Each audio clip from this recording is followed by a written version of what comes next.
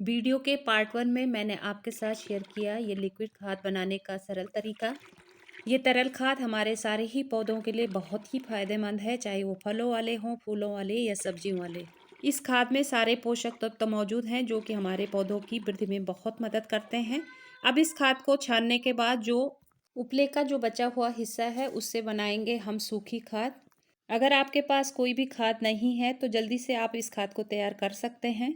उपले आपको बहुत ही आसानी से मिल जाएंगे और सस्ती खाद है जिसको हम तैयार करते हैं खुद से, तो इसमें सारे ही पोषक तत्व तो होते हैं जो कि हमारे पौधे की वृद्धि में बहुत मदद करते हैं, साथ ही साथ हमारे पौधे को कोई नुकसान नहीं पहुंचाते हैं।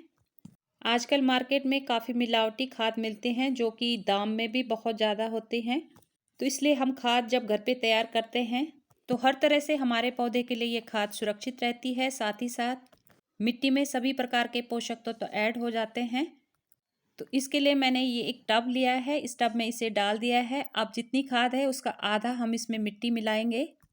मिट्टी मिलाने के बाद अच्छी तरह से इस मिक्स को आपने मिलाना है। थोड़ा सा मैंने राइस हस्क लिया है, ये धान के छिलके हैं, इनका अगर हम इस्तेमाल इसी तरह से कर लेते हैं डायरेक्ट मिट्टी में तो ये जल्दी से खाद में परिवर्तित नहीं होते हैं, जिससे कि हमारी मिट्टी में फंगस भी लग सकता है। तो ये बहुत अच्छा विकल्प है। आप इस तरह से जब कोई भी खाद बनाते हैं तो उसमें राइस हस्क का इस्तेमाल कर सकते हैं, जिससे एक तो मिट्टी लाइट वेट बन जाती है और भुरभुरी मिट्टी होने के साथ साथ सारे ही पोषक तत्व तो इसमें मौजूद होते हैं और जो मिट्टी बनके तैयार होती है अच्छी जल निकासी वाली मिट्टी होती है। अब इन तीनों चीज़ों को मिलाने के बाद हमने फिर से ये गुड़ लिया है जिसका मैंने ये घोल बना के तैयार कर दिया है। लगभग 30 से 40 ग्राम गुड़ मैंने लिया। जो मिक्सचर हमने अच्छी तरह से मिलाया है उसके ऊपर से इसे छिड़क लेंगे। तो जैसे कि आप जानते ही हैं गुड़ में सारे ही पोषक तत्व मौजूद रहते हैं जिसमें कार्बन प्रचुर मात्रा में पाया जाता है। साथ ही साथ एनपीके का ये सोर्स है हमारे पौधों के लिए, इसलिए हमने गुड़ का इस्तेमाल अपनी खाद में किया है।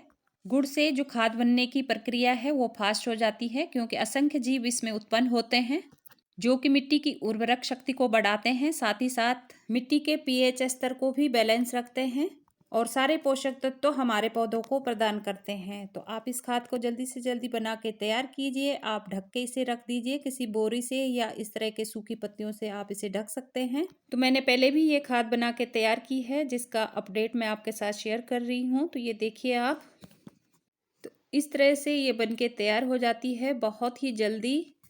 तो मैं लगभग सारी खाद घर पे ही तैयार करती हूँ, बहुत ही कम मार्केट से खरीदती हूँ।